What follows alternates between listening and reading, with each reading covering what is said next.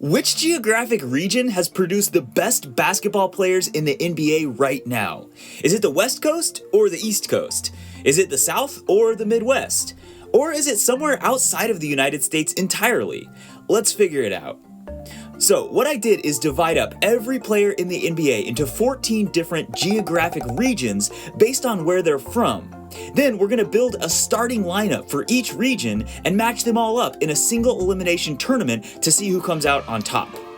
So here are the 14 different regions. Starting off in the United States, where we find 8 of our areas. We have the Northeast, the Midwest, we have the Central United States, and then the Northwest.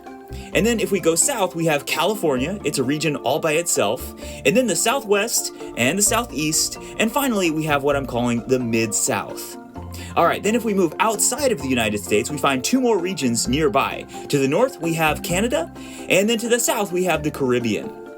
Then if we move across the Atlantic, we find our next 3 regions, starting off with Africa, our biggest region by far. Then going north across the Mediterranean, we have Europe, divided into 2 regions, Western Europe and Eastern Europe. And then finally, for our last region, we have to go all the way down under to Australia and New Zealand. So that's it, our 14 regions throughout the United States and across the globe, which encompass almost every player in the NBA. Now, as you might notice, there are a few regions which are missing, namely South America and Asia. But unfortunately for them, there wasn't really enough players to make legit teams from those areas in the NBA right now. I wanted to keep the regions at least somewhat cohesive and not too unwieldy, instead of just shoehorning everybody all together. So apologies to the Japanese players like Rui Hachimura and Yuta Watanabe, or Denny Avdia from Israel, or there's a few guys from Argentina, and the rest of the players who were left out. Although, let's be honest, they probably wouldn't have made much of a difference anyways. So, now that we have our 14 regions, what we need to do is attribute players to each one, because I want to figure out who has the best NBA talent in the league right now. But before we do that, I need to clarify something. So, when I say that a player is from a certain place, I mean where they were raised, or where they spent the majority of their formative years. It's not necessarily where they were born, or what their nationality is. For instance, Steph Curry was born in Akron, Ohio, in fact, at the same exact hospital as LeBron James. But then his family immediately moved from Ohio to North Carolina when his dad Dell switched teams from the Cavaliers to the Hornets. So Steph spent the vast majority of his childhood growing up in Charlotte, North Carolina, so he would be from the Mid-South region. Another example would be the rookie Paolo Banchero. He has Italian citizenship through his father and has indicated that he wants to represent Italy in international competitions. But he was born and raised exclusively in Seattle, Washington. So for the purposes of this exercise, he will be classified as from the Northwest. Okay, so let's start building out the teams. So, starting out once again in the United States, and we begin with one of the powerhouse teams, the Northeast. This region encompasses New York City, Philadelphia, Washington, D.C., so a ton of talented players are coming out of this area. And it was honestly tough to narrow the team down to just a starting 5, but we had to do it, so here we go. In the backcourt, it's going to be 2 dynamic scorers. At point guard, we have the mercurial Kyrie Irving, who's from New Jersey, although he was born in Australia, and Donovan Mitchell, who's also from the greater New York City area. Of course, Mitchell was almost crosstown rivals with Kyrie this summer when it seemed like he would be traded to the Knicks, but now he's killing it for the Cavaliers. So then, in the front court, we have the Phoenix Suns 3-and-D specialist, Mikal Bridges, who's from the Philly area. We've got the former MVP, Kevin Durant, from the DC area. And then we've got the Timberwolves big man, Karl Anthony Towns, who's also from New Jersey. So yeah, like I said, this team is a powerhouse, with the scoring of Durant, Mitchell, and Towns, and then the defense of Bridges and the ball handling of Kyrie, and there's a ton of other options for this team as well. You could go with Kyle Lowry or Jalen Brunson over Kyrie Irving for the sake of reliability, but we'll stick with Kyrie for now for the upside. Okay, so next, if we move over to the Midwest, we find just another incredible team. This region has Chicago, Detroit, Cleveland, but in the backcourt, we have 2 guys from Indiana, Darius Garland and Desmond Bane, who I think would fit perfectly together. Now, at point guard, it was really tough to pick between Garland and Wisconsin's own Tyrese Halliburton, who's playing incredibly well at the moment, but we just gave the edge for now to Garland. Then we're going with a sort of 3-guard lineup because our next player is Devin Booker from Grand Rapids, Michigan. And then we close this team with the Lakers front court of LeBron James, of course from Akron, Ohio, and Anthony Davis, who's from Chicago. I'm not gonna lie, it's gonna be tough to top either of those two teams that we started out with, but we'll do our best. So moving on to the central US region, this area is anchored by St. Louis and Minneapolis. So at guard, from Minnesota, we have Tyus Jones. And then from St. Louis, we have Bradley Beal at shooting guard. Then on the wings, we have another guy from St. Louis, one of the front runners for MVP, it's Jason Tatum. And then alongside him is OG Anunoby, who was born in London, but he was raised in Jefferson City, Missouri. And finally, at center, we have one of the breakout players of this season so far. He moved around a lot as a kid. He was actually born in Sudan, but raised in Olathe, Kansas. It's Bol Bol. He's going to be the defensive anchor for this team while also knocking down some three-pointers on offense. So overall, maybe not quite as much star power on this team, but I do think it's very well balanced. You've got shooting, defense, maybe just a lack of offensive creation off the dribble. Okay, so next we move again to the West. It's the Northwest Division, a lot larger of a region here, but most of these states are sparsely populated, so this area would be anchored by Seattle and Portland. So starting out with the guards, there are several solid options from the Seattle area, and so we're going with DeJounte Murray and Zach LaVine, an incredibly athletic backcourt. Then we're going down to the Portland area for two guys who played Little League Baseball together as kids. It's Klay Thompson and Kevin Love. And finally, I mentioned him earlier, it's the rookie big man for the Orlando Magic, Paolo Banchero, and he's from Seattle as well. This team is really offensively potent, but maybe lacking a bit on defense. Okay, moving south now to another small region geographically, although it's the most populous state in the nation, it's California, and it's another really solid team. So, starting off with a couple of veteran guards, both with a ton of playoff experience, we have Oakland's own Damian Lillard for a scoring punch, and then we have the Bucks' Drew Holiday, who's from LA, and he'll provide some defense alongside Dame. Then for our forwards, it's going to be the two Clippers guys, Paul George from Palmdale and Kawhi Leonard from the Riverside area. And finally, rounding out the front court, we've got another Milwaukee Buck. It's the big man from Fresno, California, Brook Lopez, who is currently the odds-on favorite to win Defensive Player of the Year. Now, there are a ton of other options for this team. You could go with a few other veteran guards like James Harden, DeMar DeRozan, or Russell Westbrook, or you could go with the youth movement with LaMelo Ball or Evan Mobley. So it's a really deep region. Ultimately though, I think the team we have is really experienced, excellent defensively, but the only worry I would have is the injury concerns, as all of these guys are in their 30s, and Kawhi is always in and out of the lineup at this point in his career. Okay, moving on now to the Southwest region, anchored obviously by Texas. So at guard, we have Trae Young from the Panhandle area and Tyrese Maxey from the DFW area. Plenty of offensive firepower between those two. And then we have Jimmy Butler from Tomball, Texas, and then two more forwards from the DFW area. We've got Julius Randle and Miles Turner, who is playing fantastic for the Pacers at the moment, shoring up the defense for this team. This team is pretty diverse. You've got talented guys on both ends of the floor. Ultimately though, despite Butler and Turner, I'm a little bit worried about Randle, Maxey, and Young getting exploited defensively.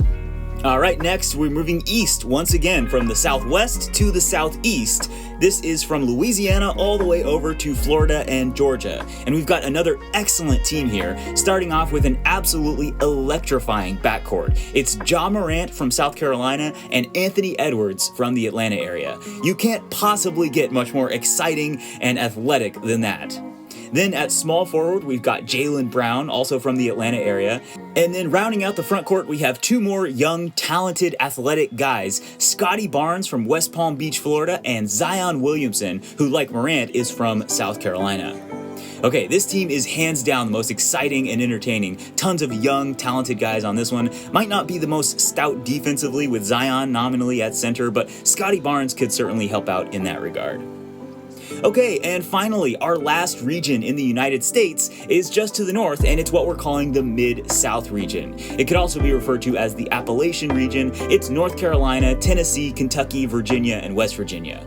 So, right out of the gates here, we start with another superstar player, another MVP candidate. It's Steph Curry, as I mentioned, from Charlotte, North Carolina. Alongside him in the backcourt from Louisville, Kentucky, it's the Timberwolves' D'Angelo Russell. And then in the front court here, we have a trio of guys just hitting their primes. First, it's the Spurs forward Keldon Johnson from Virginia. Then two more guys from North Carolina, Brandon Ingram and Bam Adebayo. I think this team fits together beautifully with the offensive creation of the guards to the defense in the middle anchored by Bam. Apart from Steph Curry, it might be slightly lacking in star power, but I think it could be quite successful nonetheless. Okay, so that does it for our 8 United States regions. So next up, we're moving outside of the states, and first, we're gonna start with USA's neighbor to the north, Canada. Yeah, so this is one big region. Now that we're outside of the United States, the regions are gonna have to be a little bit bigger and more inclusive so that we get as many players as possible and to make these teams more competitive. Okay, so Toronto is obviously the powerhouse of Canadian basketball, but we've got a couple of other guys across the country. So starting off in the backcourt, we have a borderline MVP candidate with the Oklahoma City Thunder, originally from the Toronto area. It's Shai Gilgeous-Alexander, who has just been dominating to start the season. Then alongside SGA, we have the Nuggets guard Jamal Murray from Kitchener, Ontario.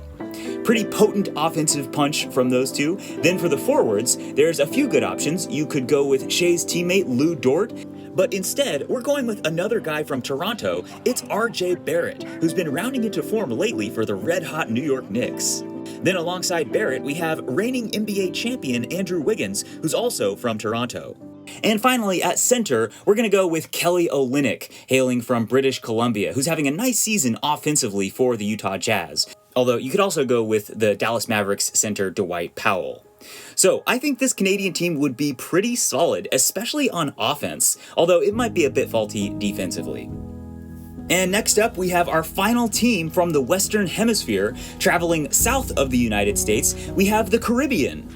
Now, full disclosure here, I wanted to include as many players as possible, and there was just enough guys in the NBA right now to field a team from the Caribbean. But if we're being honest, it's probably the worst team so far. There's a couple of major weaknesses like ball handling, but still though, there's a few talented guys. So, starting off with the backcourt, with no true point guards from the Caribbean in the NBA at the moment, we're gonna go with Buddy Hield from the Bahamas and Chris Duarte from the Dominican Republic.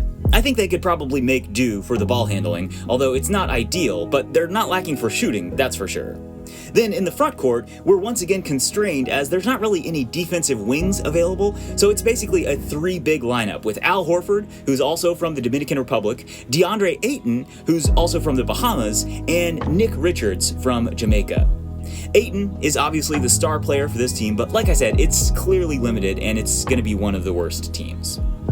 Okay, next up, we're gonna head across the Atlantic Ocean to Africa, and specifically Central Africa, where unfortunately we have another very limited team. Now, unlike the Caribbean, this team has some elite top-end talent, but the problem once again is with the lack of positional versatility. And for Africa, it's even more stark than the Caribbean, as there's literally no guards in the NBA right now from Africa at all. So the smallest player on the roster that we're starting with is the Warriors forward from the Democratic Republic of Congo. It's Jonathan Kuminga at 6'7". The ball handling is going to be a struggle for this team, to say the least. But next up, we have the Raptors All-NBA forward Pascal Siakam from Cameroon. And he's actually quite capable as a playmaker. So although the ball handling is suspect, at least they've got some playmaking there with Siakam. And then moving on, a couple more forwards for this behemoth team. We have Siakam's teammate, Precious Achua from Nigeria. And then we have the veteran Serge Ibaka from the Republic of Congo. And then finally, rounding out this team, we have another star player, last year's MVP runner-up, Joel Embiid, also from Cameroon. So with Embiid and Siakam, there is plenty of scoring and decent playmaking, and the rim protection for this squad would be off the charts, obviously, but it's just the ball handling and the overall depth that would be woefully inadequate. Alright, next we can move north over the Mediterranean Sea to Europe, where we have 2 more regions. So we'll start with Western Europe, which encompasses pretty much everything from Spain, Italy, and Greece in the south to France and Germany in the middle, and then the UK and Scandinavia in the north. So we can start with Ricky Rubio at point guard. The Spaniard is injured right now, but he should be back soon. Then you could go with Dennis Schroeder alongside Rubio in the backcourt, but instead we're going to go with a super big switchable lineup, so we've got a different different German, the Orlando Magic sophomore Franz Wagner. Then filling out the front court, we have the sharpshooter from Finland having a breakout season for the Utah Jazz, Lauri Markkanen. Then next to him, we have the two-time MVP and one-time Defensive Player of the Year, Giannis Antetokounmpo from Greece. And finally, at center, we have another former Defensive Player of the Year, the Timberwolves big man from France, Rudy Gobert. This team is pretty stacked, especially on defense. Good luck trying to score on Giannis and Gobert at the rim. The main problem would be the long-distance shooting, with Markkanen as pretty much the only knockdown shooter. Okay, then we can proceed from Western Europe to Eastern Europe. This region includes the Balkans in the south, to Poland and Ukraine in the middle, and then the Baltics in the north. This is another completely stacked region, thanks in large part to the Balkan countries like Serbia, Slovenia, etc. So, unsurprisingly, we start off with the NBA's current leader in scoring from the Dallas Mavericks, Luka Doncic of Slovenia. Then alongside Luka for a scoring punch, we have the two Bogdanoviches, Bogdan from Serbia and Bojan Bogdanovic, who is Croatian but grew up in Bosnia, who's been killing it this season for his new team, the Pistons. Then, rounding out the front court, we have another talented two-big duo, Kristaps Porzingis from Latvia, who's also been really solid this season for the Wizards, and finally, the two-time reigning MVP, Nikola Jokic, who is also from Serbia. So, this team, especially on offense, is undoubtedly one of the best we've had thus far, with two incredible playmaking MVP candidates surrounded by knockdown shooters. I'm not sure how they'll fare on defense, but at least on one end of the ball, they are truly elite. And finally, our last region that we have is all the way down under. It's Oceania, or more specifically, it's Australia and New Zealand. And once again, we have a pretty limited team here. This team actually fits together much more cohesively than the Caribbean or the African teams do, but the problem they have is shooting. There's very limited shooting to pick from this region in the NBA right now. So starting off at point guard, we have the Oklahoma City sophomore Josh Giddey from Melbourne. Then alongside him at shooting guard, we've got the veteran sharpshooter Patty Mills from Canberra. He's pretty much the only capable shooter on the roster, so he's got a heavy burden to carry in that regard. Because with the front court, we're starting off with the New Orleans Pelicans rookie Dyson Daniels from Bendigo, Victoria. Alongside him is the Brooklyn Nets point forward Ben Simmons, also from Melbourne. And then rounding out the squad, we've got our token representative from New Zealand, Steven Adams. This team, like I said, technically fits together neatly, but the lack of shooting is just difficult to overlook. So that's it, 14 teams spread out across 14 regions that encompass almost all of the NBA. Obviously, some stand out as better, some worse, but what we need to do is conclusively figure out which region is the best. And by conclusively, I of course mean completely subjectively and arbitrarily. So the way we're going to do that is by seeding the teams 1 through 14 and then pitting them against one another in a hypothetical head-to-head single elimination knockout tournament. Which region will come out on top and reign supreme over the NBA? Let's find out. Okay, so here is the seeding done. Let's run through it. We've got Northeast USA, number 1. Midwest USA, number 2. Eastern Europe, number 3. Southeast USA, number 4. Mid-South USA, number 5. Western Europe, number 6. California, number 7. Southwest USA, number 8. Central USA, number 9. Canada, number 10. Northwest USA, number 11. Africa, number 12. Oceania, number 13. And the Caribbean, number 14. So let's put them into our bracket here, and as you can see, the number 1 and 2 seeds both get byes through the first round, so without further ado, let's jump into it. First off, the Northeast USA advancing automatically to the quarterfinals. Then our first matchup is California versus Canada. Now, on paper, I think California definitely wins this matchup, especially considering their depth, but I'm just not totally convinced that their starting lineup can all stay on the court consistently enough, with all of these guys missing time recently, especially Kawhi. So I think they're a little vulnerable, and on the contrary, this Canadian team is young and competitive and fearless, especially being led by the scorching hot Shai Gilgeous-Alexander. So right out of the gates, despite the veterans on the Californian roster, we've got a controversial upset on our hands as the number 10 seed Canada takes down number 7 California to advance to the quarterfinals. Next up, we have Eastern Europe versus the Caribbean. Now, this is the single most lopsided matchup in the whole first round since the first two seeds got byes, so unsurprisingly, the Eastern Europe team, led by Doncic and Jokic, is going to wipe the floor with this weird, unbalanced Caribbean team and advance to the next round.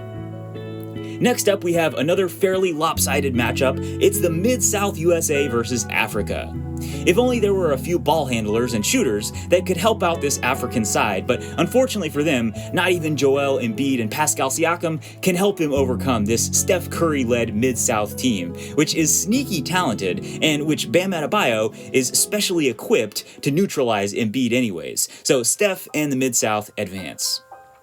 Moving over to the other side of the bracket, once again we have a bye as the Midwest advance to the quarterfinals, but then we have our closest matchup on the whole board for the first round, at least according to the seeding. It's number 8 Southwest USA versus number 9 Central USA.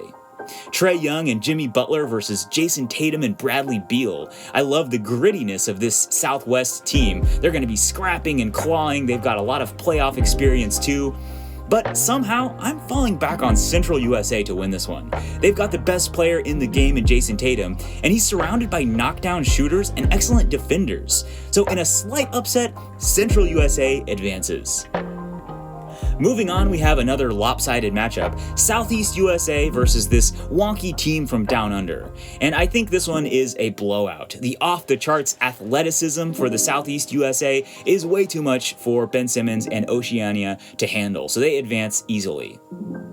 And finally, we've got one last matchup, number 6 seeded Western Europe taking on number 11 Northwest USA. Unfortunately, there won't be any massive Cinderella upsets in this tournament. Western Europe's got arguably the best player on the planet right now in Giannis Antetokounmpo. Paolo Banchero and Kevin Love won't be able to slow him down, and he leads Western Europe as the final team into the quarterfinals. Okay, moving on to the next round. We have our first game featuring the juggernaut 1-seeded Northeast USA. They're taking on the plucky underdog Canadian team, and their first round upset was certainly fun, but against this Kevin Durant and Donovan Mitchell-led team, their run is going to come to an end. The Northeast is going to easily advance, taking advantage of Canada's weak interior defense. Next, we have another juicy matchup between two of the top MVP candidates in the league right now, Steph Curry's Mid-South versus Luka Doncic's Eastern Europe. This is a great matchup, probably the best game we've had so far. This one could totally go either way. If Steph Curry caught fire, the Mid-South could totally win this, but unfortunately, despite his best efforts, and despite some solid defense from Bam and Brandon Ingram, the Mid-South team just can't contain the explosive offense from Jokic and Doncic and company, so Eastern Europe advances to the semifinals. Then on the other side of the bracket, we have a few more spicy games between the unheralded number 9 seed Central USA and the superstar-laden number 2 seed Midwest USA, led by LeBron James. Now, at first glance, this seems like an easy win for the Midwest, with a scoring barrage from Bane and Booker and Garland, but I do have some concerns about the health and consistency of LeBron and AD, as we've seen them miss a lot of time over the past 2 seasons. And there's just something that intrigues me about this Central USA team. So I think Jason Tatum would once again be the best player on the court, and with the defense of OG Anunoby and the stretch shooting and rim protection from Bol Bol, I think we've got our biggest upset of the tournament so far. Central USA taking down LeBron's Midwest super team to advance to the semifinals. And then our final matchup of the quarters is another incredibly close and exciting battle, Southeast USA versus Western Europe. There is definitely more veteran experience on Western Europe, apart from Franz Wagner. Scotty Barnes, Zion Williamson, and Anthony Edwards are all unproven in the upper echelons of the playoffs, but ultimately, I don't think it matters. The sheer athleticism is once again too much for their opponent to handle. As good of defenders as Giannis and Rudy are, they just can't hang with Ja and Ant on the perimeter. So the young, number 4 seeded Southeast USA advances. So with that, we've made it to the semifinals, where just 4 teams remain: Northeast USA, Eastern Europe, Central USA, and Southeast USA. So starting off with KD, Donovan Mitchell, and the Northeast taking on Luka Doncic, Nikola Jokic, and Eastern Europe. This would be an incredible matchup, offensively off the charts. defense might be a little lacking on both sides. Kat and Jokic are both somewhat liable on that end of the floor. So it would ultimately come down to who's knocking down shots, especially threes. It could certainly go either way. I think if they played a 7-game series, it goes to 7 games, but ultimately, I'm giving the edge to Northeast USA. I think they're a little bit better defensively with KD and Mikal Bridges on the wings, and I think they would be set up to target Jokic on the other end. So Northeast USA advancing to the finals. Then on the other side of the bracket, we have the biggest surprise team so far, the number 9 seeded Central USA, taking on Southeast USA.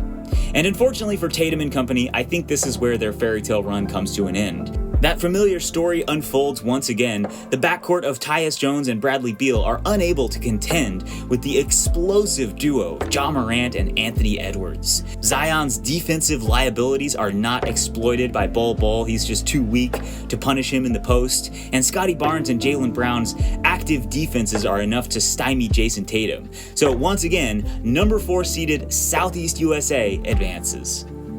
So that's it, our final 2 set. It's a battle of the East Coast in the USA. Northeast versus Southeast. Durant versus Morant. Edwards versus Mitchell. Kat versus Zion. As has been the case a few times already, this would be an incredibly compelling and exciting matchup. Once again, it would be an offensive explosion. And yet again, the interior defense from Kat and Zion would once again be exploitable. The relentless drives to the basket from Morant and Edwards would finally meet their match with the relentless ISO scoring from Durant, Mitchell, and Irving. And then you'd have Mikal Bridges and Scotty Barnes both flying around on the wings defensively. Ultimately though, the 3-point shooting would just be the difference maker in this matchup. Virtually everyone on this Northeast USA team is an above average shooter, especially from beyond the arc, whereas the Southeast 3-point shooting is much more unreliable, especially with Scotty, Zion, and Jaylen Brown. So I think that would prove to be the edge that the Northeast would need to pull away and win. Okay, so that's it. We have unequivocally proven that the Northeast USA, with its powerhouse basketball laboratories like New York City, Philadelphia, Washington, Boston, ultimately reigns supreme over every other region in the NBA. But what do you think? Do you agree or do you disagree? Did we underrate the Midwest? What about California? Who do you think should have been on the teams in the first place, and who would ultimately win the tournament? And could the NBA ever implement something like this, perhaps as a more interesting alternative to the mid-season tournament? Let me know what you think. Thanks for tuning in to NBA Recap. We'll be back soon. Until next time.